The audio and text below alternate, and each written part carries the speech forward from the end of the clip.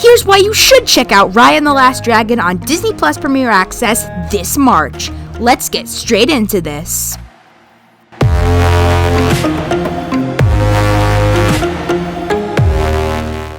Did you know that only a small percentage of my viewers are actually subscribed? So if you do end up enjoying the video, please make sure to check that you're subscribed as it helps out the channel a lot. Hey guys, Captain Infinity Films here, and welcome back to another awesome video where today, in 4 days, Disney Animation will release their next film entitled Raya and the Last Dragon.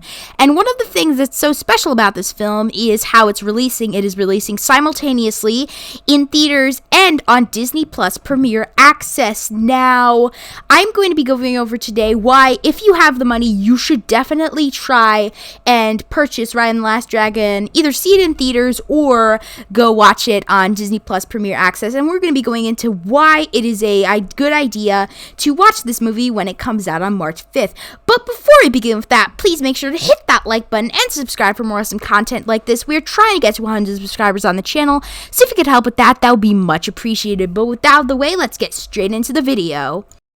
So before we can talk about why you should buy this film, we need to talk about why Disney is releasing the film this way. And if you've been talking about movies or listening to news about movies in the last few months, you have heard of Warner Brothers' push for HBO Max about how they're releasing all of their movies on HBO Max in 2021.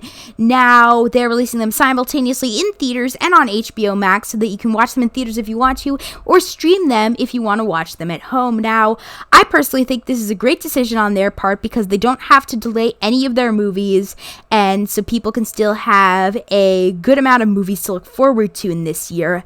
And what we're seeing here is Disney testing the water to see if that same strategy will work for a big blockbuster film like Raya and the Last Dragon.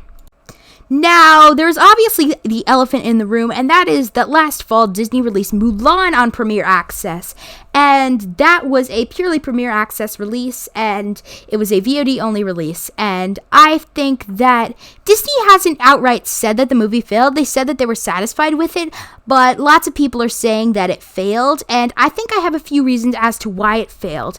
And the first one of those reasons is that there was already a Mulan for free on Disney Plus, and that is the animated Mulan, which from a parent's perspective will probably hold a kid's attention better than a gritty, adult-looking Mulan with no funny talking Eddie Murphy dragon. There's also the topic of Mulan not releasing in theaters, which Raya and the Last Dragon is releasing simultaneously in theaters, but I don't think that would have made much of a difference, as theaters were still pretty slow at this time. Remember, this is fall 2020. Things didn't really pick off box office-wise until the tail end of 2020 during the Christmas season, so that didn't make much of a difference in my opinion. But here is Raya and the Last Dragon, and it is setting out to rectify both of those issues. Now, Raya and the Last Dragon is releasing simultaneously on Disney Plus Premier Access and in theaters, so if you want to see it in theaters, good for you. You can see it in theaters. And as for it not being colorful enough, it still can retain some of that gritty action movie feel that Mulan has, but it also has the animation that will captivate children from a parent's perspective at least, and that's what matters because they're the one dishing out the $30. But still, that isn't why I think you should buy this movie when it comes out on March 5th, either see it in theaters or Disney Plus Premier Access. Why I think you should pay for this movie is because if this is successful, Disney is going to do this strategy for all of their movies. And think about it, if this release strategy works, Disney isn't going to bother thinking up a new way because they want to make the most money possible. And they'll release all their films throughout 2021 in Disney Plus Premier Access and in theaters. And that's a good method, and it will work well for us movie fans. So that's the best case scenario, but what happens if this film performs poorly?